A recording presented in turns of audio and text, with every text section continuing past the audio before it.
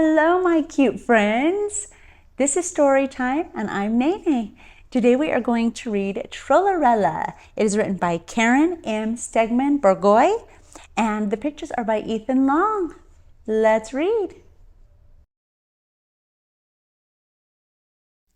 Long ago, under a castle bridge, lived a troll named Trollerella. Every night she dreamed of being beautiful, but every day she woke up to the same gruesome reflection. See her looking in the mirror at herself? Trollerella's brother, Victrol, was proud of his ugliness and used it to his advantage. When a visitor approached the castle, he would make faces, hiss, and growl until the visitor threw him a gold coin. The bridge was soon called the Trollway, and Victrol's fee was called the Troll Toll.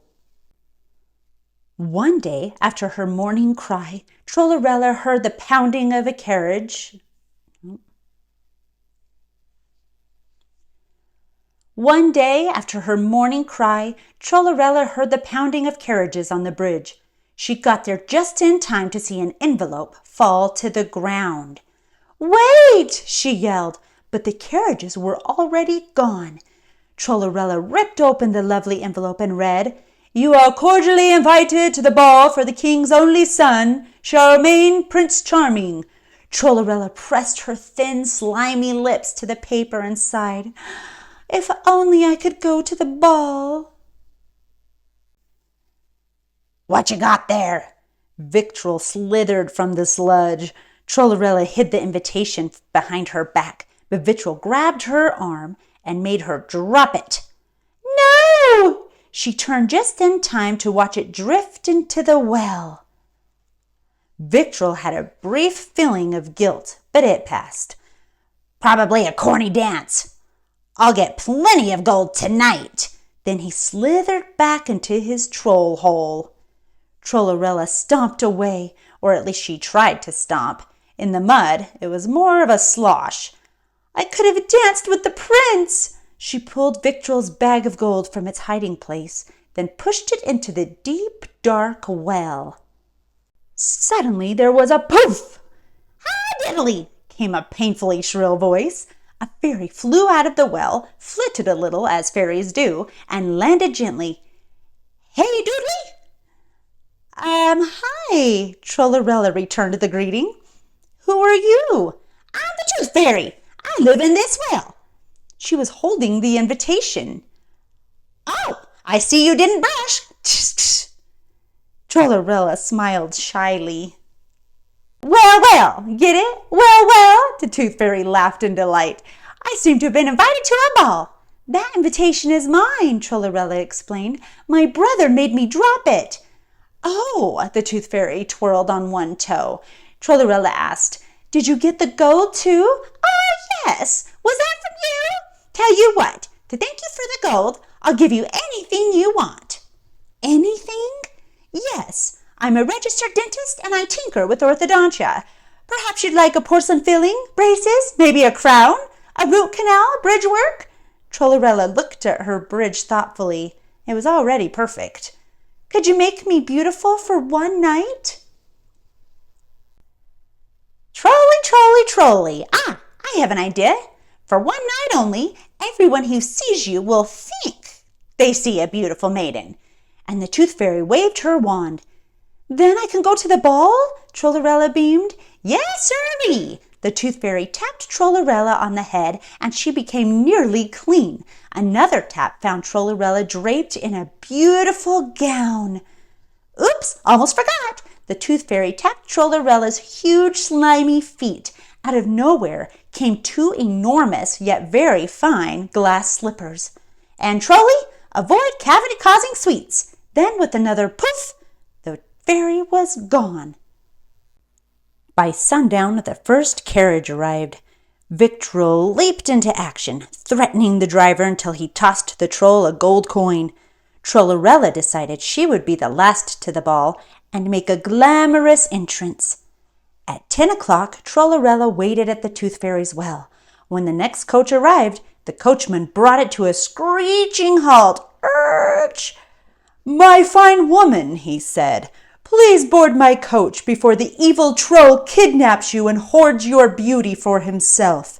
Trollerella giggled, climbed on board, and tossed a coin to her brother. Ooh, look how important she is. There's her coin.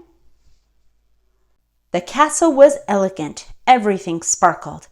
"May I get you a drink?" asked a handsome man. Trollerella batted her eyelashes. "Do you have minnow water?" He smiled a huge white smile and threw back his head laughing. The Tooth Fairy would have loved this guy. Everyone stared as the young man took Trollerella by the elbow and led her to the dance floor. "You dance divinely," he said, spinning her like a top. "Can I get you something to drink now?" "Do you have slug broth?" The handsome prince laughed. "Oh, you kill me!" Trollerella panicked. "I would never! My brother might, but She didn't feel right. She thought she might be sick. She had to escape. Across the room, a lovely woman was being escorted from a pumpkin carriage. As all eyes turned to her, Trollerella ran. She looked back only once to see her prince dancing with the new girl. When she got home, Trollerella realized that she had lost one of her lovely glass slippers. She cried until a commotion on the bridge brought her back to her senses. The clock was chiming midnight, and there, running from the castle, was the young woman from the pumpkin carriage. She too seemed to be having trouble keeping her glass slippers on.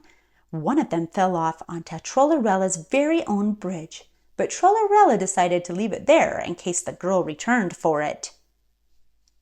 See it? Look at all of her tissues from crying. The next morning, Sir Reginald left the castle with Trollerella's glass slipper on a pillow. "Send a proclamation. All eligible girls will try on this slipper. Whomever it fits will marry the prince."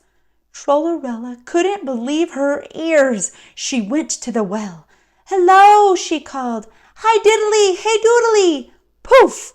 The Tooth Fairy emerged. "Hi diddly yourself, Trolly. How was the ball?" "Wonderful, but I got nervous and I dropped a shoe and the prince found it and now he wants to marry me." The Tooth Fairy danced. "This could be a dilemma. This wand doesn't have enough power to make you seem beautiful forever." "No?" Trollerella felt tears pooling in her great big eyes.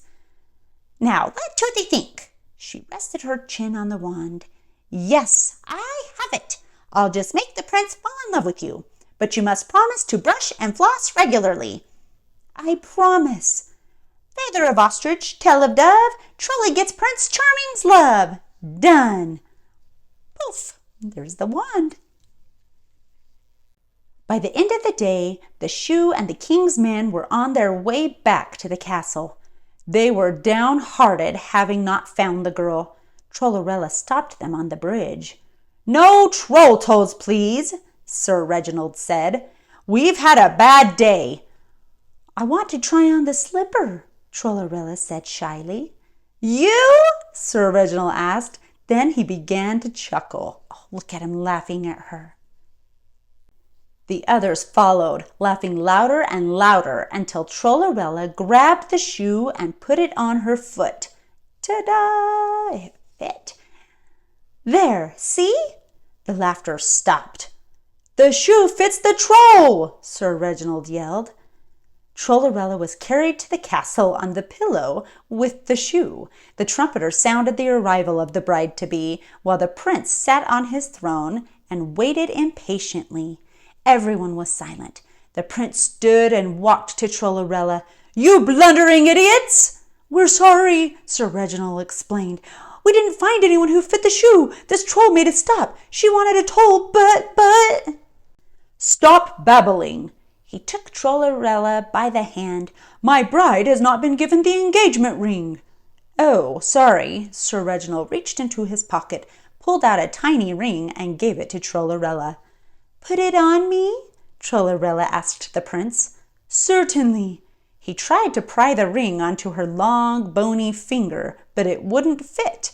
Then he noticed a large wart on her nose. He gracefully set the ring on the wart and kissed her. Everyone in the room felt his or her stomach turn, but smiled and applauded. Trollerella was to be the new princess. Meanwhile, outside, under the bridge, Victrola was happily playing with his newest find, the shiny glass slipper from the small woman in the pumpkin carriage. He could hear the sound of the moat water in it. And in a small house in town, Cinderella was packing her bag. She'd had enough abuse from her stepmother and stepsisters. She was going to move to the big city and start her own cleaning business. And you already knew that Trollerella and Prince Charming would live happily ever after. You see him sweating? He can barely hold her up. She's too big. The end.